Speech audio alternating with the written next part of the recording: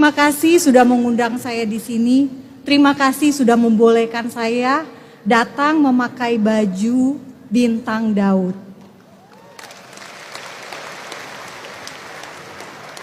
Pada bulan Maret baru tahun 2023 ini saya berkunjung ke kota kelahiran Yesus dan kota kelahiran Raja Daud, Bethlehem. Dan ketika saya memakai kaos ini, tour guide di Bethlehem tidak suka dan menyuruh saya untuk kalau bisa jangan pakai kaos bintang Daud. Tetapi di sini di Indramayu saya bisa masuk dengan kaos bintang Daud. Terima kasih. Ini sesuatu yang luar biasa. Dan izinkan saya menyampaikan dalam YouTube saya, YouTube Fakta Israel, saya selalu mengucapkan ada kata-kata sebelum akhir, ada pesan yang ingin saya sampaikan, yakni damai selalu baik. Berdamai pasti baik. Dan damai dimulai dari diri sendiri. Dan ternyata saya menemukan damai dimulai dari Al-Zaitun. Tepuk tangan buat Anda semua. Damai dimulai dari Al-Zaitun untuk Indonesia yang lebih baik dan lebih damai.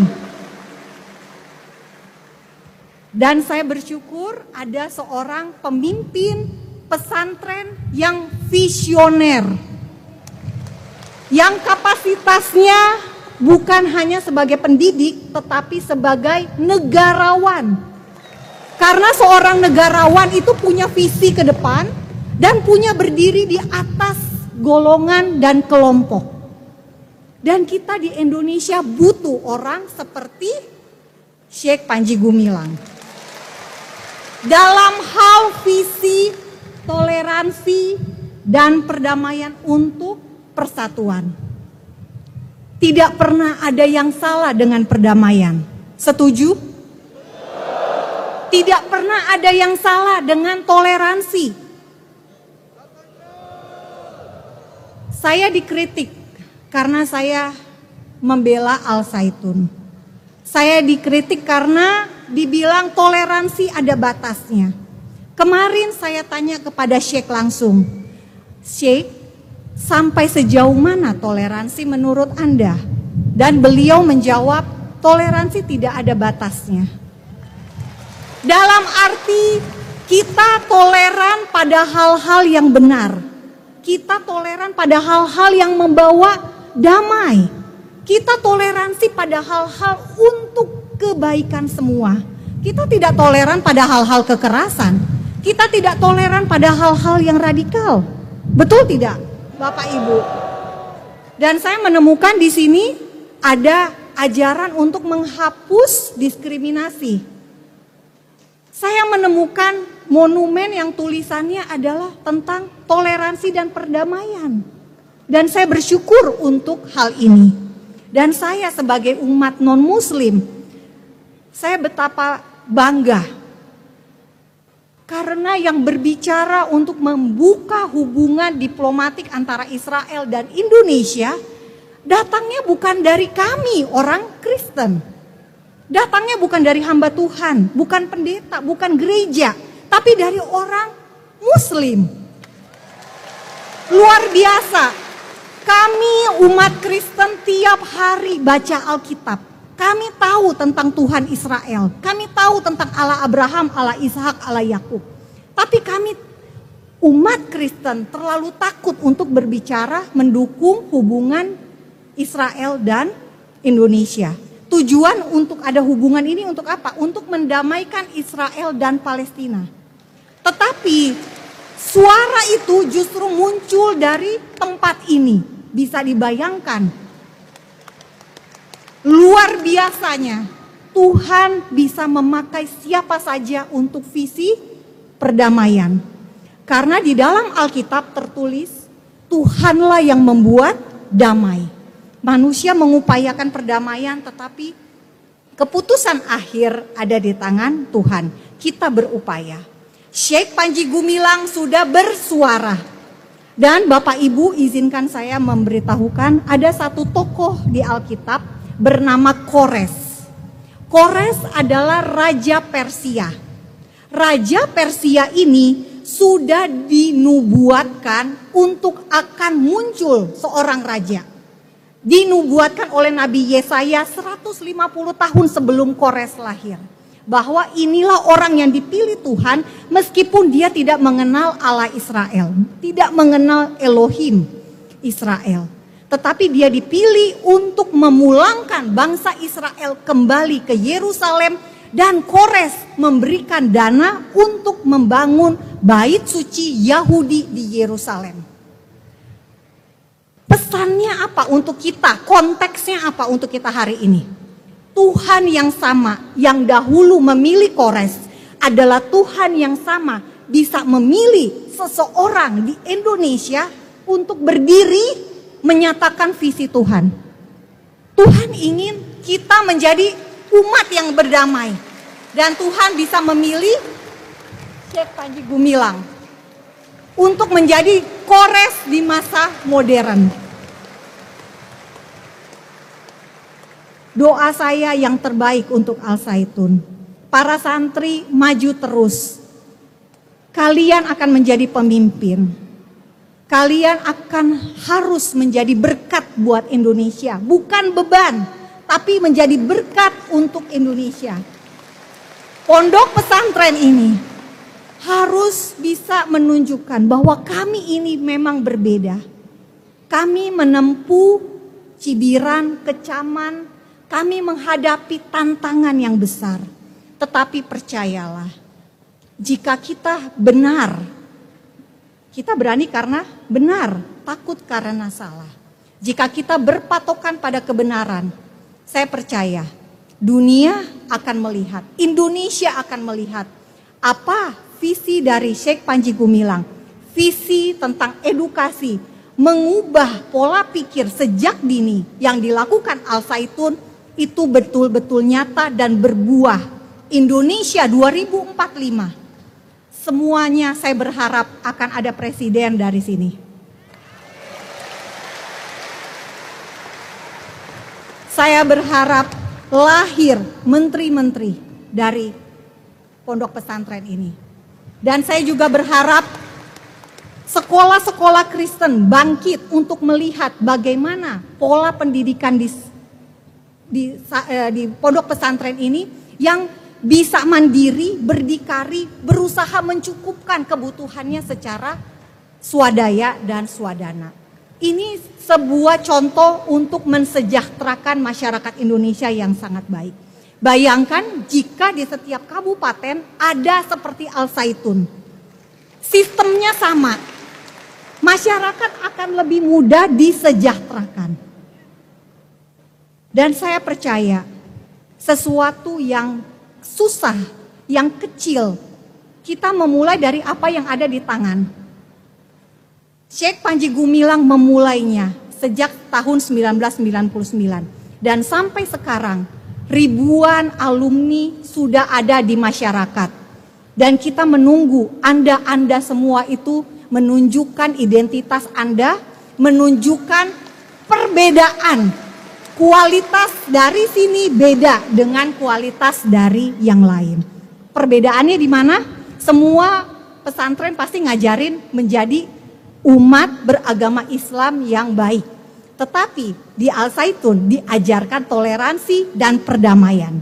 Inilah bedanya. Jadi tepuk tangan buat Anda semua dan saya berterima kasih untuk itu. Salam damai dari saya, dari Fakta Israel. Tuhan memberkati Anda. Allah Abraham, Allah Ishak, Allah Yakub memberkati Anda semua, memberkati Al-Zaitun dan maju terus Al-Zaitun membuat Indonesia menjadi lebih baik dan lebih damai. Shalom. Haleluya, haleluya, haleluya. Assalamualaikum warahmatullahi wabarakatuh. Salam Aki. Aku kabarkan Injil keselamatan. Bapak Ibu di Tuhan, ketemu lagi dengan saya Evangelis Abraham Effendi Usman. Bagaimana kabar Bapak Ibu semua? Tentu luar biasa. Yes, wow. Kita itu sangat istimewa. Nah saudaraku, para pencinta Yelhabagi dan para pengikut Kristus yang setia. Bagaimana tanggapan kita semua setelah kita sama-sama menyaksikan, setelah kita sama-sama melihat cuplikan video di awal tadi saudaraku. Betapa luar biasanya, betapa sukacitanya, betapa bahagianya kalau kita melihat Kak Monik ya terpancar dari wajah beliau, wajah yang penuh sukacita, wajah yang membawa shalom Tuhan saudaraku. Maka diberkatilah orang-orang yang selalu membawa hadirat Tuhan.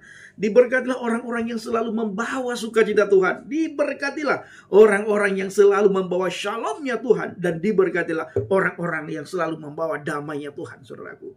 Bapak Ibu, kita melihat tadi bagaimana santriwati begitu sukacita, begitu girang, begitu senang mereka ketika bertemu dengan Kak Monik, ya, di mana Kak Monik hadir di pesantren Az-Zaitun saudaraku, dan beliau disambut oleh para santriwati dan oleh orang banyak di sana, dan beliau berbicara tentang kedamaian. Bagaimana beliau menceritakan tentang fakta-fakta yang ada di Israel, Bapak Ibu.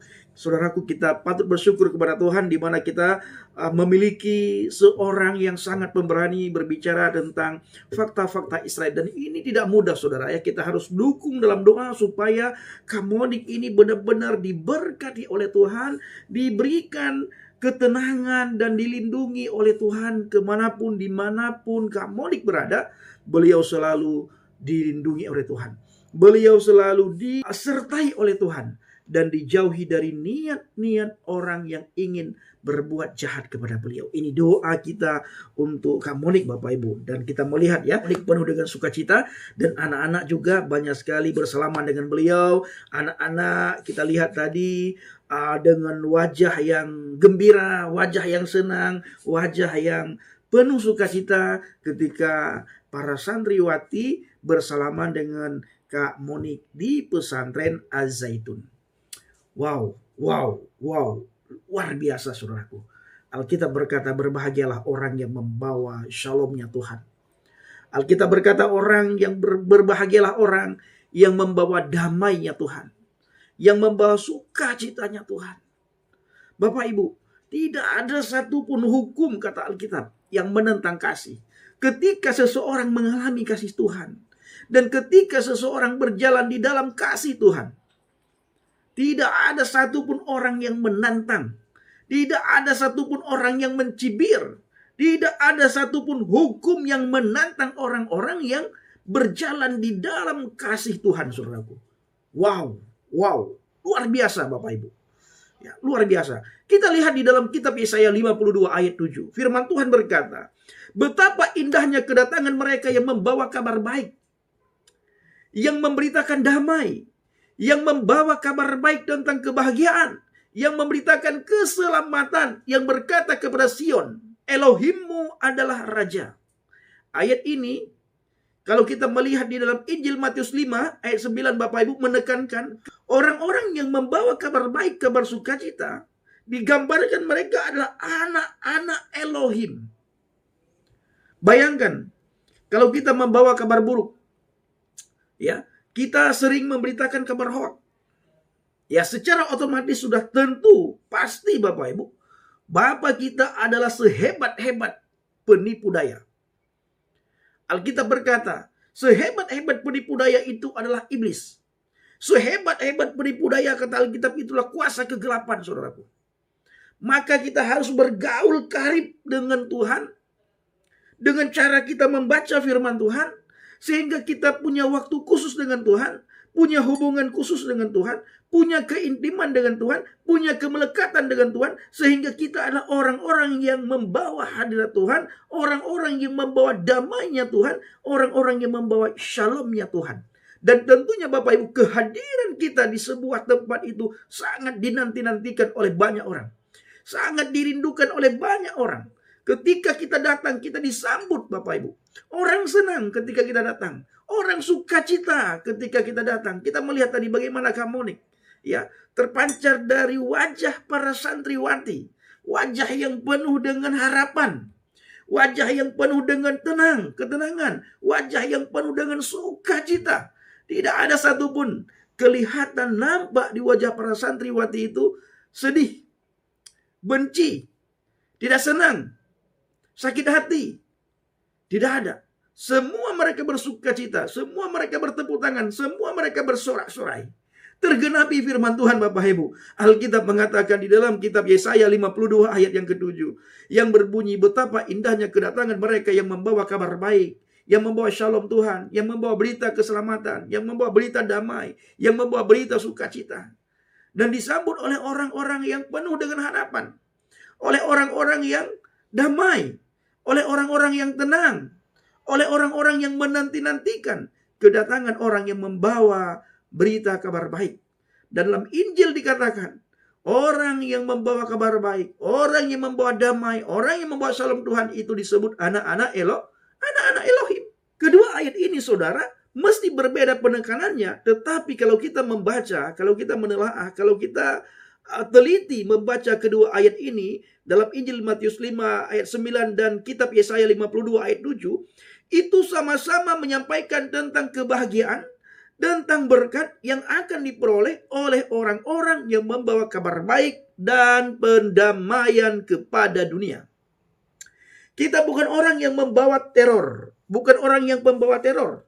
Ya, kita bukan orang yang menakut-nakuti orang lain. Kita bukan orang yang membawa teror kepada orang lain. Kita bukan orang yang membawa kebencian. Tetapi kita adalah orang-orang yang membawa sukacita, damai. Kenapa? Karena kita sudah mengalami kasih Tuhan.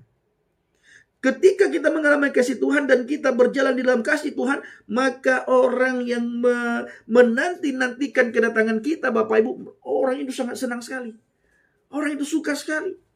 Bahkan orang tersebut, Bapak Ibu, menanti-nantikan kapan kita datang, kapan kita kunjungi tempat tersebut. Kapan kita bisa bertemu dengan orang-orang banyak. Dan orang-orang banyak itu pasti menanti-nantikan kedatangan kita. Menanti-nantikan kapan kita datang. Menanti-nantikan kapan kita tiba. Dan orang banyak, Bapak Ibu, selalu menanyakan kabar kita kalau kita adalah membawa damai Tuhan. Membawa shalom Tuhan. Membawa hadirat Tuhan kalau bahasa Alkitab. Wow, luar biasa saudaraku. Maka jangan jemu-jemu membaca Alkitab agar kita tahu apa yang Tuhan mau. Agar kita tahu apa yang Tuhan inginkan. Jadi kita berjalan di dalam Tuhan. Bukan berjalan menurut hawa nafsu kita. Bukan berjalan dalam kedagingan kita. Tetapi kita berjalan di dalam hadirat Tuhan. Kita berjalan di dalam damainya Tuhan. Kita berjalan di dalam kasihnya Tuhan. Jadi luar biasa Bapak Ibu Alkitab itu. Saudaraku, saya selalu ulang-ulang. Ketika saya membaca Alkitab, saya membaca dengan teliti. Ayat demi ayat yang saya baca. Lalu saya renungkan. Sambil jalan-jalan saya berbicara dengan firman Tuhan. Saya bertanya kepada firman Tuhan, apa ini maksudnya? Tolong berikan saya hikmat. Tolong berikan saya pengetahuan ya Tuhan. Ketika saya tidak tahu, baru saya tanyakan kepada orang-orang tertentu Bapak Ibu. Kalau di TikTok ada Bang Nabirong. Kalau di luar TikTok Bapak Ibu, saya ada Bapak Gembala saya, ada mentor saya yang luar biasa. Yang siap menerima pertanyaan-pertanyaan yang saya tanyakan saudaraku. Dan hari ini kita lihat di media sosial. Orang-orang yang kita anggap pintar. Suka menghakimi. Orang-orang yang kita anggap hebat. Suka menggoblok-goblokkan orang lain. Orang-orang yang kita anggap pintar, hebat, luar biasa. Orang-orang yang kita anggap pengajar. Justru suka menyesat-nyesatkan orang Bapak Ibu. Belajar dulu kau, belajar dulu, sesat kau. Jadi luar biasa hari-hari ini kita melihat orang-orang tertentu di media sosial. Maka Alkitab mengajarkan kepada kita, mari Bapak Ibu, belajar Alkitab, baca Alkitab. Dan sebelum kita baca Alkitab, kita berdoa terlebih dahulu agar kita diberikan pewahyuan, kita diberikan pengetahuan, kita diberikan hikmat oleh Tuhan. Untuk kita memahami, untuk kita mengerti apa yang tertulis di dalam Alkitab. Ketika kita tidak paham, kita tidak tahu, kita kurang tahu, mari kita sama-sama belajar. Kita bertanya kepada orang yang lebih tahu. Ingat Bapak Ibu, hari-hari ini kita harus fokus kepada Alkitab. Belajar Alkitab. Membaca Alkitab Bapak Ibu. Perbanyak membaca Alkitab, perbanyak membaca Alkitab, perbanyak membaca Alkitab. Jangan terpedaya dengan media sosial.